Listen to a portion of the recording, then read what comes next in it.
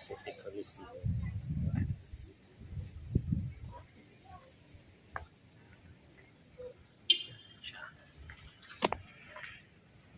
Tingnan natin yung bagong mukha ng Coliseum. Ayan yung kanyang park. Ayan ang San Pedro Highway. Kabila. Ayan siya. Kasalukuyan ngayon na naganap dito yung World Table Tennis Tournament sa ating City Coliseum. Ayan yung bago niyang bagong pintura. Karinobate lang months ago. So, silip tayo sa loob. Anong nagaganap? Kasi yung ating City Coliseum, ipapangalan na ito sa ating Congressman Edward S. Hagedorn. Nagawa na siya ng resolution. Ayan. Nandito sila sa loob. Nandun yung media friends natin nasa loob. Bakit tayo? Bango, may pintura. Bagong-bago. May drawing. Nandito ang City College.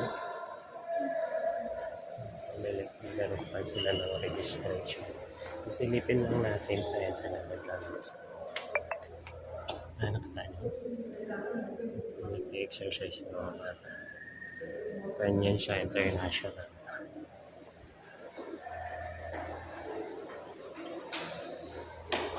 Doon daw yung papuntang Players Lounge.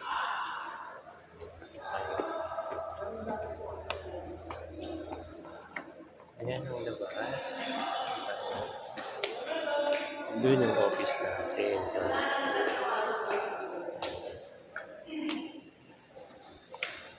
Ayan, kasabay akong tingin. Bata. Sabay nakapangin siya. Dito daw yung entrance. Nasa second floor na tayo.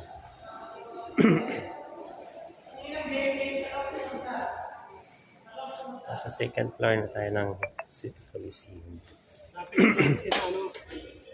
Yung ganong kalapat na ganito. So, ayan sila. Ayan sila.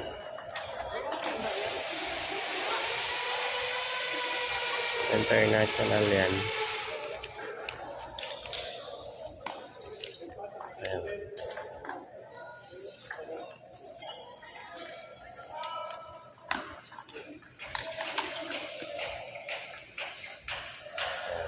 Ito para mga bata nandito naglalaro. Ito sa kabila malalaki na. Subukan natin kung pwede nito tumawid. Pwede magtawid yan kaya. Ayan. Ito mga bata dito naglalaro. May nagtatrabaho kasi. Tuloy-tuloy pa rin ginagawa pa rin nila yung ating City Coliseum. So, yung mga naglalaro na to, galing ito sila sa international dito Japan, South Korea, Thailand, Hong Kong, Malaysia, tapos Chinese Taipei, USA, England, Singapore, saka Vietnam. Ito yan sila yung mga naglalaro. Pero, hindi lang din naman. Actually, walang nanonood. Hindi ko alam kung game proper na ito. Or rehearsal pa lang. Ano, so labas sila. Dito parang medyo malalaki na dito. Ayan o. International game yan. So pero kahit nag-hold na sila ng international game na to, tuloy-tuloy pa rin yung ginagawa ng pag-aayos ng ating City Coliseum. Ay mga may nagagawa pa rin. Ayan na siya sa loob. Wala na dito yung ano, yung ginagamit ko sa basketball. May malaking yung scoreboard nila na wala na dyan. So, ayan. So, i-close up natin para makita ninyo yung logo. Ayan. Oo, ha? Ang ganda na ng ating City Coliseum. So, ipapangalan na to sa kay Congressman Edward Hagedorn sa bisa nung city ordinance na ginawa ng ating City Council. Bilang pagpupugay ito kay dating mayor at ngayon congressman ng 3rd District simula nung naging city mayor siya noong simula nung 1991 hanggang 2013, sorry. Tapos, bilang pagpapugay, so instead na yung City Hall building yung ipapangalan sa kanya, napagdesisyonan na ito na lang ang City Coliseum. Kasi isa ito sa project niya, sabay ng City Coliseum. Yung New City Hall building, kasabay yan, saka yung Baywalk. Yan, tatlo yan sa project niya nung nasa posisyon siya. So itong City Coliseum, itong napangalan sa kanya ngayon sa bisa ng City Ordinance. So, ayun lang muna. Try natin kung makadaan tayo dito. Open naman. Ayan na siya. Tuloy-tuloy ang renovation nila. So, PCSO na office pa. So, nandito yung PCSO. Yung Comelec doon kanya nadaanan natin sa baba. Actually, may 3rd floor pa to, pero medyo ongoing pa naman yung kanilang part. Ito yung CR niya, binago din. Yan, CR ng babae. Ang ganda. So, yun yung Mayad Cafe, yung may bubong na kulay green. Mayad Cafe, ito yan sa parking area niya. So, pababa na tayo. Dito na tayo magdaan. Parang, ano tayo. Yan yung, pati mga ilaw, binago. Very good. Ang ganda. Actually, may mga kiosk na ito dito pag nag-operate sila sa hapon. Ay, mga kiosk yan. Hindi lang pa ngayon nakapwesto kasi nga wala pang laro. So,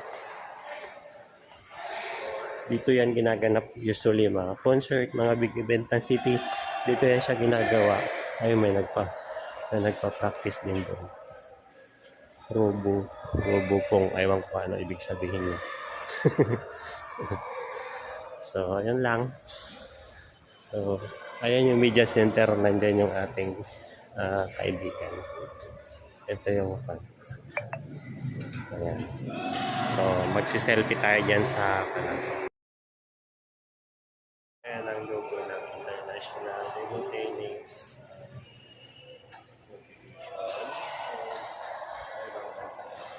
So, yun lang. Labas na tayo. So, mamaya. Hi, Miss Claudette! Kamusta? Ayun. Nasalubong natin yung ating long time friend, si Miss Claudette. Ayun. Friends talaga is friend. Diba? So, ito yung fountain. Kasi wala lang siya ngayong buwan. Wala siyang tubig. Pinapagana lang yan siya pag may mga event. So, maganda sana yan. Kasi dancing fountain yan siya. Kasi wala lang siya ngayon. Maganda na rin tong park nito kasi dami-dami naman mga kahoy. May mga silungan. So far so good. Thank you very much.